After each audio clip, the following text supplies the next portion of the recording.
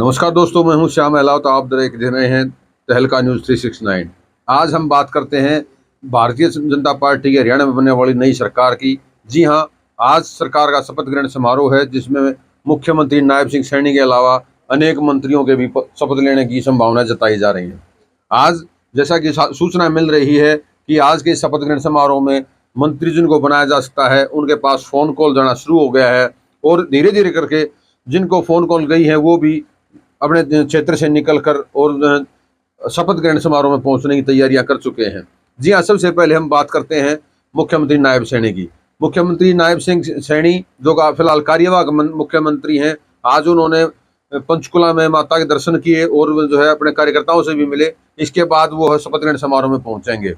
इस दौरान उन्होंने लोगों को बड़े उत्साह के साथ अगली जो सरकार बनने जा रही है उसके कार्यों की रूपरेखा के बारे में पहले ही अवगत कराया और सबसे पहले उन्होंने 24,000 जो युवाओं को नौकरी दी जाने की बात है, उसके जो है अमल के लिए शपथ से पहले ही अमल किए जाने की बात कही।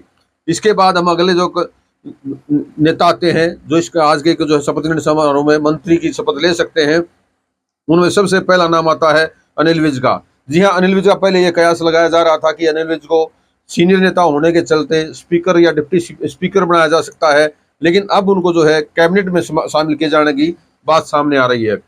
सूचना मिलते ही जो है अनिल विज अपने घर से पंचकुला के लिए निकल चुके हैं और उन्होंने इसमें आज शपथ ग्रहण समारोह में शामिल होंगे और हो सकता है नायब सिंह सैनी के बाद दूसरे वो ऐसे व्यक्ति हों जिनको मंत्री पद की शपथ दिलाई जाए। इसके बाद नाम आता है गौरव गौतम का। जी हाँ, ये गौरव गौतम वही हैं जो पलवल से आते हैं और उन्होंने कांग्रेस के बड़े कद्दावर नेता कर्ण सिंह दलाल को 55,000 से ज्यादा वोटों से हराया है। आज इनको मंत्रिमंडल में शामिल किया जाने की संभावना जताई जा रही है। ये इनका भी सुनने में आ रहा है कि इनके पास भी मंत्रिमंडल में शामिल किए जाने को लेकर फोन कॉल जा चुकी है। इसके बाद हम बात करते हैं रणबीर सिंह गगवा की। ये ओबीसी समाज से आते हैं और इन्होंने जो है अच्छे खासे मार्जिन से अपनी सीट जीती है।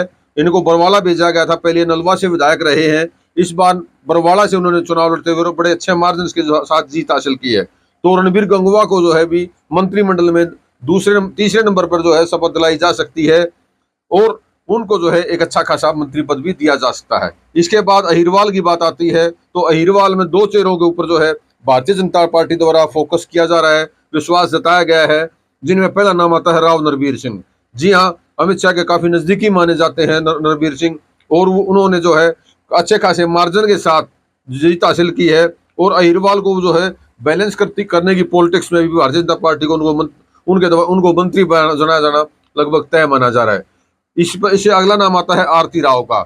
जी हाँ, आरती राव जो है अटेली से विधायक बनी है और उनको लेके बड़ी अच्छी खासी लॉबिंग किए जाने की बात सामने आ रही थी कि राव इंद्रजीत सिंह डिप्टी सीएम कम से कम उनके लिए चाह रहे हैं ताकि अहिरवाल को मैनेज किया जा सके। हालांकि उन्होंने बाद में जो है पत्रकारों के साथ बातचीत करते हुए कहा है कि मैंने कुछ इस तरह की कोई पॉलिटिक्स नहीं की है, हम कोई दबाव की राजनीति नहीं कर रहे हैं।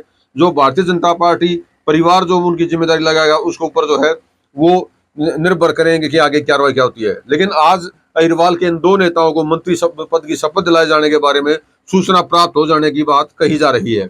उसके बाद जाटलैंड से दो नेताओं का नाम सामने आ रहा है। जाट बिरादरी की अगर हम बात करें, पहला नाम आता है श्रुति चौधरी का। जी हाँ, कांग्रेस पार्टी से पूर्व सांसद रही है और फिलहाल विधानसभा में तोशाम से जीतकर विधायक बनकर आई है।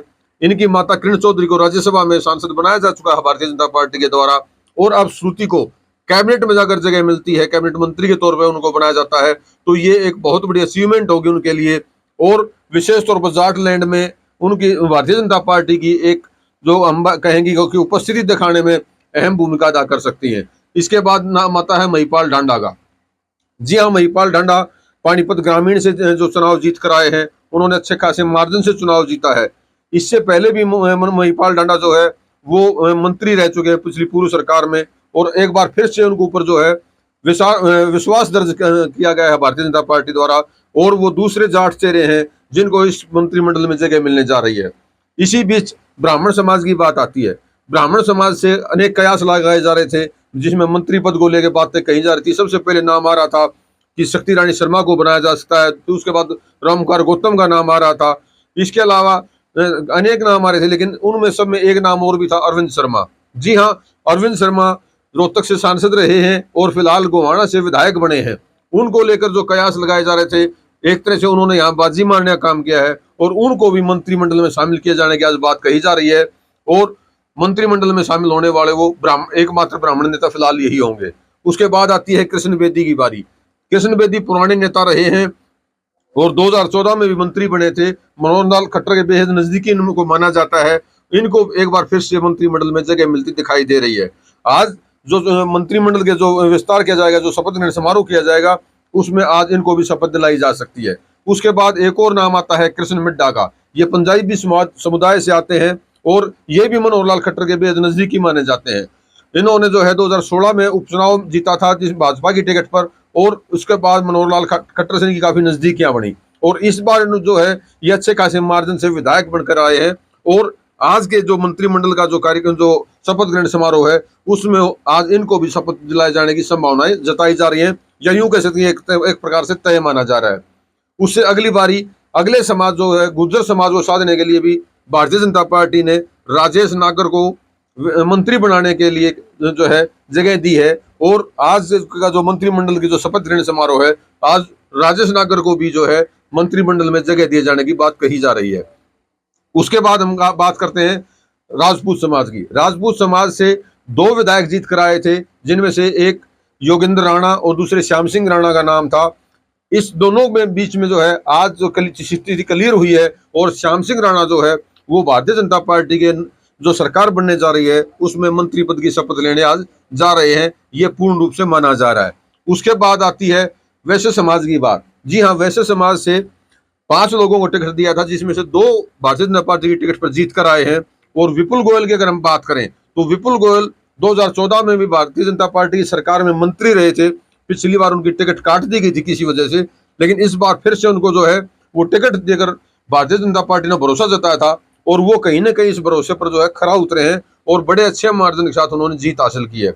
कुल मिलाकर आज के इस मंत्रिमंडल में जो लोग शामिल किए जाने की संभावनाएं हैं, जिनको आज शपथ दिलाए जाने की संभावनाएं, हमने वो आपके सामने रखे हैं। इससे पहले भी करीब सप्ताह भर पहले भी हमने आपको जो है मंत्रिमंडल में शामिल होने वाले इन लोगों के नाम बताए थे, जिनमें से 90% लोग जो हैं वो आज इस मंत्रिमंडल में शामिल हो रहे हैं। जैसे तहलका न्यूज 369 द्वारा एक अनुमान लगाया गया था लोग इनके नेताओं की कद्दावर और उनकी सीनियरिटी को देखते हुए, उसमें से कहीं ना कहीं हम जनता के विश्वास पर खरे उतरे हैं। और जो आज मंत्रिमंडल में जो शामिल होंगे, जिनको शपथ दिलाई जाएगी, उनमें जो तहलका न्यूज 369 द्वारा जो एक अनुमान लगाया गया था वो 90% ठीक बैठता है।